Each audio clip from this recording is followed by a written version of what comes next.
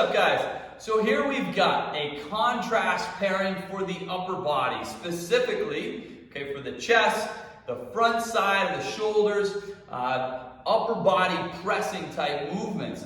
So here we're going to pair an isometric push-up, okay, with a plyometric push-up, or a, what we sometimes call just a reactive push-up. Now, contrast training helps you build a more explosive strength.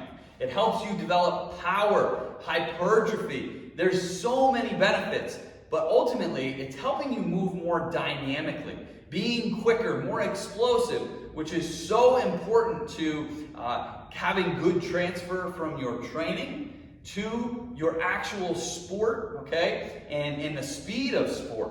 Okay, so here we're going to pair an isometric push-up. All right, we're in the bottom position. We're going to hold that position and then transfer into, okay, or move into our more reactive plyometric push-up or reactive push-up. So when doing an isometric hold of any movement, but here in the push-up, we're not just hanging out in that bottom position. It's very important to know that we are actively holding and squeezing. Okay, it's super active movement, even though there's no actual change in position. So as I drop down, okay, into the bottom, which might be at approximately 90 degrees in my elbows, I drop down. I'm not just hanging here, like hanging in the shoulder joint. I'm actually gonna think about screwing my entire hand into the floor. I'm turning on my pecs, like flexing them.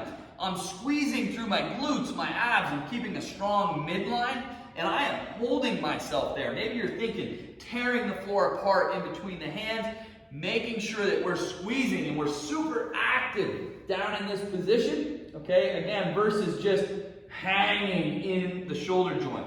Okay, there's a lot of opportunity for building strength there that you can get out of an active hold or isometric versus just hanging out. So I'm going to hang in that, or hold in that position, squeeze in that position for whatever the required time might be. It could be 20 seconds, it could be 45 seconds, it could be a minute, it could be loaded, it could be unloaded.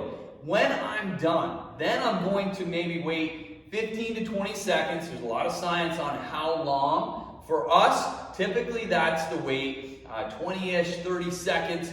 And then we're into our more ballistic movement. Now, a reactive push-up, a plyometric push-up, here I'm going to show you on the floor. The key is that I'm moving from one rep to the next. There's no up, down, pause, okay, or a pause at the bottom and back up. They're moving from one to the next. Now, if your strength isn't at a place where you can do that on the floor, there is absolutely no shame in going to a bench and or just raising your hand position up, changing the angle, making it a little easier.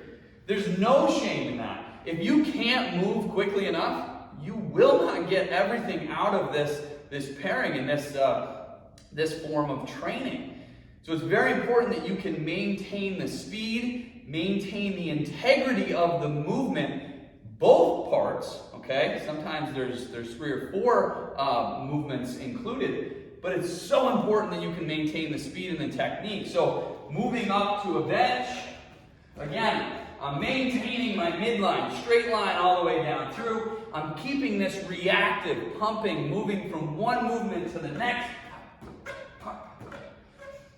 That is vital to your success in any sort of contrast pairing and when training this way. So just always keep that in mind. The speed, the technique, position is vital, and you're going to see some awesome results if you can do that. Good luck, guys.